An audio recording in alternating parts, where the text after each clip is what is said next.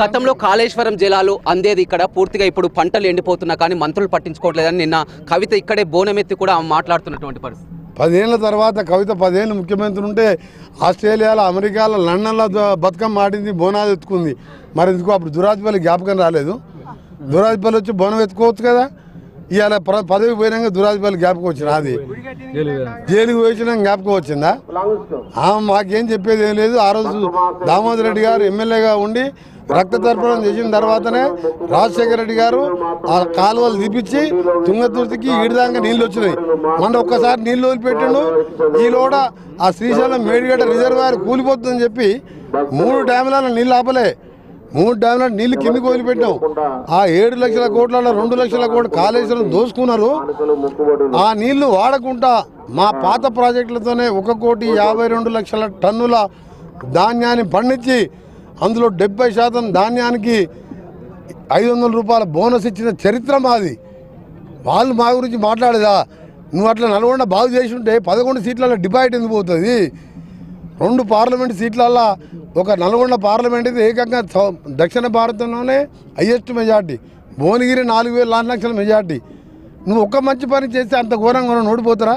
ఇది ఒక్కటి ఆలోచించుకో జగదీశ్వర్ రెడ్డి. నీకు తలకాయ కిందికి లేవడితే పైకి లేవట రాదు. నన్ను చూడాలంటే ఇట్లా చూడాలి. ఆయనకు నీకు మనసులో చూసే ఓపిక లేదు. ఎంతసేపు డబ్బు కావాలి. అయినా కానీ ప్రజలు అర్థం చేసుకున్నారు కాబట్టి తెలంగాణ ఇచ్చిన కాంగ్రెస్ పార్టీ గెలిపించారు. 2 లక్షల రుణమాఫీ అన్నాం. 21,000 మందికి 21,000 రూపాయలు 25 లక్షల మందికి చేసినాం. నువ్వు లక్షన్నోనివి 1,6 ముక్కలు చేసి ఏదైతే బ్యాంకు వడ్డీకే సరిపోయింది. నీ ముఖానికి ఎప్పుడైనా 2 లక్షల రుణమాఫీ చేసినావా? డబ్బు లేకున్నా సగం మందికి చేసినాం. నీళ్ళలో త్వరలో చేయబోతున్నాం. అంటే కృష్ణా జలాలని అక్రమంగా తరలించకపోతున్నా మంత్రులు మాట్లాడలేదని పదే హరీష్ రావు వ్యాఖ్యలు చేస్తున్నారు. జగన్ని ప్రగతి భవన్ పిలిపించి జగన్మోహన్ రెడ్డికి బిర్యానీ పెట్టి Rayalaseema lift irrigation Machumarri lift irrigation కానీ పోతిరెడ్డిపాడు 8,000 క్యూసెక్లు తీసుకుపోవడానికి ఒకవైపు బిర్యానీ జగన్మోహన్ రెడ్డి బిర్యానీ పెట్టుకుంటా శ్రీశైలం సాగర్ని అప్పచెప్పిందే కేసీఆర్.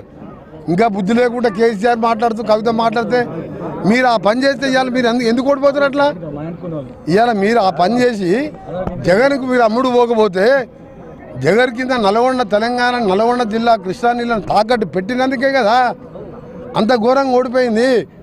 ఇవాళ మేము ఫైట్ చేస్తున్నాం. సొరంగం పని మొదలు పెట్టించినాం. ముఖ్యమంత్రి గారు అమెరికా పంపించిండు.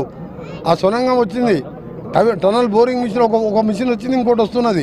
సీఎం సొంత జిల్లాలో నిన్న ఆమనగల్లులో రైతు నిరసన దీక్ష చేస్తూ కేటీఆర్ వ్యాఖ్యలు చేయడం జరిగింది. ఆ ముఖ్యమంత్రి రేవంత్ రెడ్డికి రియల్ ఎస్టేట్ తప్ప కూడా తెలంగాణ స్టేట్ను పట్టించుకోవట్లేదు. 1,000 కోట్ల భూములు కూడా ఆక్రమించుకుంటున్నారు వారి కుటుంబ సభ్యులను కూడా. కేటీఆర్ గారు రాజకీయాలు చిన్న బచ్చాగాడు. జడ్పీటీసీగా రాజకీయ ప్రవేశం చేసిన రేవంత్ రెడ్డి గారు జడ్పీటీసీగా ఎమ్మెల్సీ అయినప్పుడు ఆయన అమెరికాలో ఉన్నాడు. నేను 3వసారి ఎమ్మెల్యే అయి మినిస్టర్ ఉన్నప్పుడు అమెరికాలో ఉన్నాడు. ఆ పిల్లగాని మాటలకు సమాధానం చెప్తే నాకు కూడా ఇన్సల్టే. కేసీఆర్ మాట్లాడితే కేసీఆర్ ని మీరు పదే రారా అంటున్నారు. ఇవాళ మొత్తం కూడా అతను భవన్ కు వస్తున్నారు. మొత్తం కేసీఆర్ నిజాం హాస్పిటల్ ఇంజక్షన్ తీసుకొని దీక్ష చేస్తే 3 ఏళ్ల మంత్రి పదవి వదిలిపెట్టి గడియారం కాడ నడి రోడ్డు మీద పండుకుంటే కిరణ్ కుమార్ రెడ్డి డాక్టర్ల మమ్మీ ఉస్మానియాకి వెళ్ళి రిపోర్ట్లు ఉన్నాయి. ఆ పిల్లగాడు చచ్చిపోతాడు, మీరు వెంటనే అరెస్ట్ చేయండి అని చెప్పి నేను పదవి వదిలిపెట్టుకున్నా. కేసీఆర్ ఏమో రిజైన్ చేయాలి, బై ఎలక్షన్ రావాలి, కలెక్షన్ చేయాలి ఆందోళన దగ్గర. అసలు కొట్లాడింది తెలంగాణ కాంగ్రెస్. తెలంగాణ నాయకులతోనే సోనియా గాంధీ తెలంగాణ ఇచ్చింది. సకల జనులతోనే తెలంగాణ వచ్చింది. తెలంగాణ రాష్ట్ర ఏర్పాటులో కేసీఆర్ కుటుంబం ఏమీ లేదు. సావు నోట్ల తలకాయ పెట్టిన దళితుని ముఖ్యమంత్రి చేస్తా అని మోసం చేసి 10 ఏళ్లలో లక్షల కోట్లు దోసుకొని ఇలా జైల్లో పాలవుతుండు.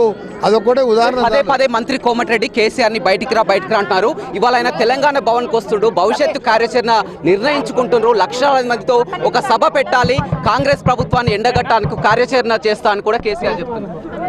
మన కేటీఆర్ కూడా నల్గొండలో సభ పెడతా అంటే పెట్టిండు. పెడితే మేము సభ పెడితే పల్లీలు అమ్ముకుంటారు ఎంతమంది వస్తుంటే అంతమంది వచ్చిండు.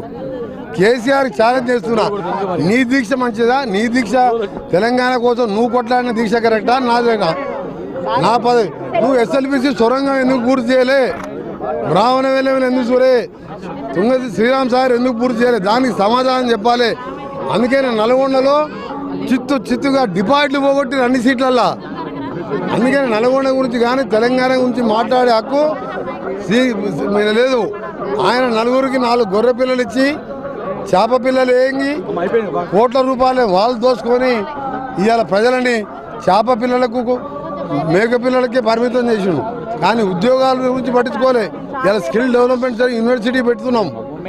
స్కిల్ డెవలప్మెంట్ కాదు, 1,78,000 కోట్ల అగ్రిమెంట్లో ఒక అమెజాన్ కంపెనీ ఆదిపట్లలో 60,000 కోట్లతోని ఇలా పని ప్రారంభించిండు.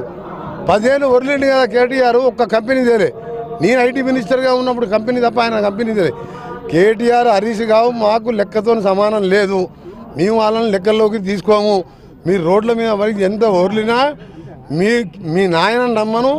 దళితుని ముఖ్యమంత్రి తల తీసుకుంటానన్నాడు కదా, ఆ తల ఏదో ఫస్ట్ అడుగుతాం, అప్పుడు తెలుసుకుంటాం ఆయనతోని.